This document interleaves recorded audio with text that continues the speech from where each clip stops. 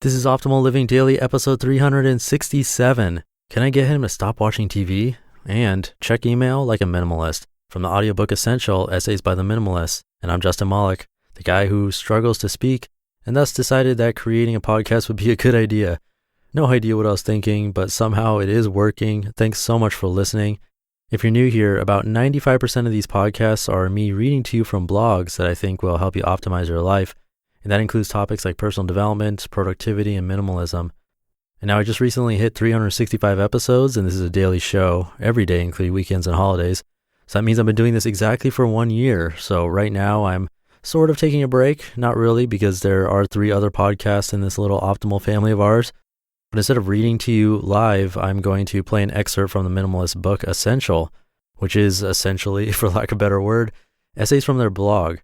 So while this is different in that I'm playing you previously recorded material, this is what I'd be doing for you normally on the show anyway. And by the way, this audiobook that I'm about to play for you is available on Audible, and you can get it for free if you start a trial with Audible through my link, oldpodcast.com/free.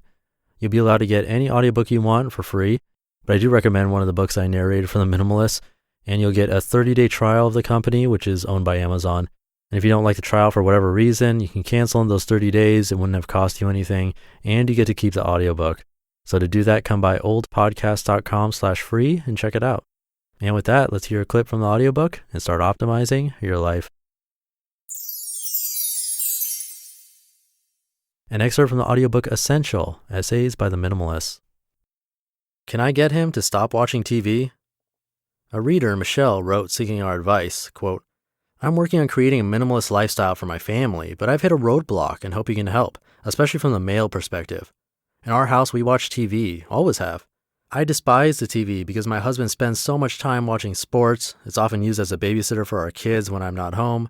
It costs us money, granted the cable doesn't cost that much, and most of all, it sucks up our time. What, if any, suggestions do you have to get this time sucker out of my house without causing a war with my husband? He is embracing minimalism, at least in theory, because while we didn't have tons of stuff, we got rid of lots of junk and he likes the feeling of more space. But I mention his beloved TV and it's a whole different ballgame, unquote. Our recommendations? Start with yourself. Before you can convince anyone to change, you must first change yourself. Reduce. How many TVs do you have? If it's more than one, reduce them by half initially. Get down to 1 TV over time. Bedroom. Whatever you do, get the TV out of the bedroom. There are better ways to entertain each other in bed. Schedule. Schedule your viewing. Don't watch television unless you have scheduled your viewing at least 24 hours in advance. Ask your husband to attempt this with you for 10 days, an experiment of sorts. Limit. Limit yourself to X hours per week. Track your viewing. Do this together for 10 days. Friends. Invite friends over to watch TV with you during your scheduled viewing, and then talk about what you watched afterward. This will strengthen your relationships. Replace. Replace TV with other activities. Just getting rid of TV is boring. What else can you do together instead of watch television? Once you do these things, your husband will likely follow. There's nothing wrong with owning a TV. It's when we spend too much time watching television that it has a negative effect on our lives. Check email like a minimalist by Joshua Fields Millburn. Most of us receive a multitude of emails each day. It's easy to address them one by one, filtering and sorting and replying to them as they tumble into our inboxes. Most of the emails I receive are either positive or pointless. Nice words from readers, positive, or junk mail I do my best to filter out, pointless.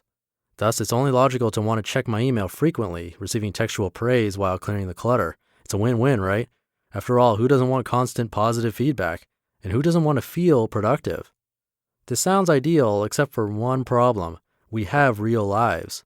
You see, living in our inboxes, something I did for a long time, especially during my 12 years in the corporate world, forces us to be on edge, always seeking the next nugget of digital applause, always anticipating the next question, the next follow-up, the next action item. Worse, it keeps me away from living a fulfilling life, one that doesn't revolve around the white glow of my computer screen. The problem with email is it's never enough. Even when we whittle our incoming messages down to 0, we're constantly waiting for the next fleeting bit of good information. I call these bits food pellets from the universe. Similar to a lab rat, we have trained ourselves to click that Get Mail button to receive these food pellets. Hit the lever, get the food. Hit the lever and get the food. Hit the lever and get the food. Sometimes the food is tasty, a kind message from a friend, a thoughtful question, a hilarious link from Nicodemus, but most of the time these food pellets are filled with empty calories and they taste like cardboard.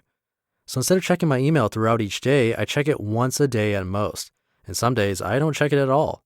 A handful of changes in my life have made this shift possible, and far less stressful than you might think. Home.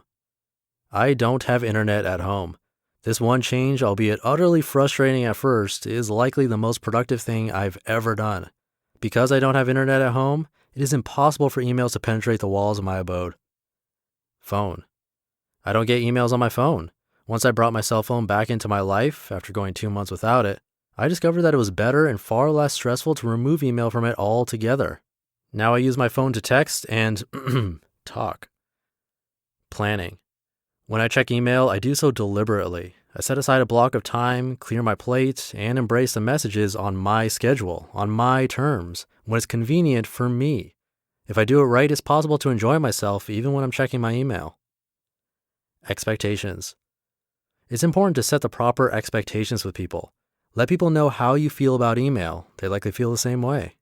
Ask them to respect your time and attention. My friends know I don't like receiving superfluous emails, and if they must send me an email, then I likely won't respond right away. My students know I don't respond the same day either. When I do respond, it's thoughtful, succinct, and above all, value-adding. The best question to ask yourself before clicking the send button is, does this email add value?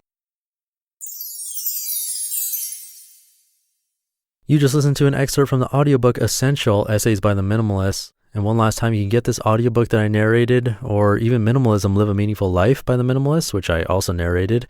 Either one is free if you get a trial of Audible through my link, oldpodcast.com/free. Audible will pay the Minimalists for the book. They'll donate back to this podcast since I referred you there, and you get to keep the audiobook even if you cancel your trial. That's what I call a win-win-win. Again, just come by oldpodcast.com/free to get a free audiobook. And that will do it for today. I will likely play some more of this book for you tomorrow. But again, it's basically the same thing as me reading straight from the site. So have a great Monday, and I'll see you in tomorrow's show, where your optimal life awaits. Hey, this is Dan from the Optimal Finance Daily podcast, which is a lot like this show, except more focused on personal finance. Justin handpicks the best posts he can find from blogs and authors like Ramit Sethi, Mr. Money Mustache, and more, and I read them to you 5 days a week. So if you enjoy this podcast, come on over and subscribe to Optimal Finance Daily too. And together, we'll optimize your financial life.